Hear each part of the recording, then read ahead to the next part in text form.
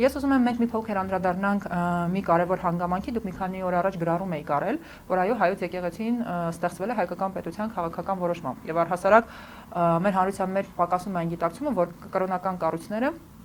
լինի դա հայ առաքելական եկեղեցին, թե ցանկացած ուրիշ կրոնական կառույց, իրենք բոլոր ժամանակներում ուղղակի կապի մեջ են եղել քաղաքական իշխանությունների, քաղաքական սուբյեկտների հետ եւ այդ համակարգերում ունեցել են իրենց դերակատարումը։ Այդ թվում հայոց եկեղեցին սկսած իր ստեղծման առաջին իսկ օրից նա տարբեր փոխհարաբերությունների մեջ է եղել օրվա քաղաքական սուբյեկտի հետ, դա հայկական պետությունն է եղել, այնուհետեւ օտար նվաճողներն են եղել եւ փոխհարաբերվել է այդպես։ Մենք այս գիտակցումը չունենք եւ մեր հանրության մեջ նման, երբ որ նման խոսակցություն է փորձում վարել, անմիջապես հակազդեցության են հանդիպում, որովհետև մարդիկ հաճախ կրոնական կառույցը նույնացնում են հոգևոր ուսմունքի հետ եւ այստեղ հակասություն է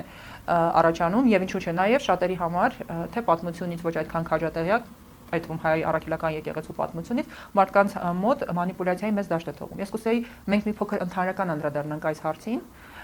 սրա կարևորությանը, որպեսզի վաղը միսօր չտրվենք այն էժանագին մանիպուլյացիաներին, որոնք կատարվում են։ Այո, առաջին խնդիրը նա է, որ հայ ժողովուրդը չի պատկերացնում, որ եկեղեցին ունի քաղաքական գործառույթ։ Այդտեղից էլ ամեն ինչ սկսվում է։ Ձեր նշած հենց դրան էր վերաբերում, որ իրենց այդ հոգևոր ուսմունքների հետ կապված, հավատքի հետ կապված հարցերը դրանով սահմանափակում են եկեղեցու ուրեմն ֆունկցիոնալությունը, բայց եկեղեցին շատերի համար միգուցե անծանոթ թեզ եմ ասում, բայց առաջնայինորեն ունի քաղաքական գործառույթ եւ այդ քաղաքական գործառույթը բոլոր եկեղեցիներին է վերաբերում, տիտրոսային եկեղեցիներին, ճանաչված եկեղեցիների մասին է խոսքը։ Հայ եկեղեցին բացառություն չի եղել եւ ընդհակառակը մշտապես այդ գործընթացների մեջ եղել է։ Այս քաղաքական գործառույթը մի քիչ պետք է ճակերտները էլի բացեն, որ հայ ժողովուրդը նաեւ ընկալի քաղաքական գիտակցության խնդիր կա ստեղ։ Եկեղեցին մշտապես ծառայել է իշխանությունների լեգիտիմացման աղբյուր որպես։ Սա չեն հասկանում շատերը, քանի որ պետականության կորուստը եւ այլն ուրեմն քաղաքական գիտելիքի կորուստը հնարավորություն չի տալիս նման կարգի հարցեր դնել եւ դրանց պատասխանները ստանալ։ Հիմա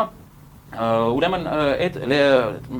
չմոռանանք նույն Աստվածաշնչյան հայտնի ուրեմն ասունը ասուն, կեսարինը կեսարին, ամեն իշխանություն Աստծուց է եւ այլն, այսպիսի բանաձևերը, դրանք սուրբ գրային բանաձևեր են եւ իզուր չեն այդ ամենը։ Դրանք հենց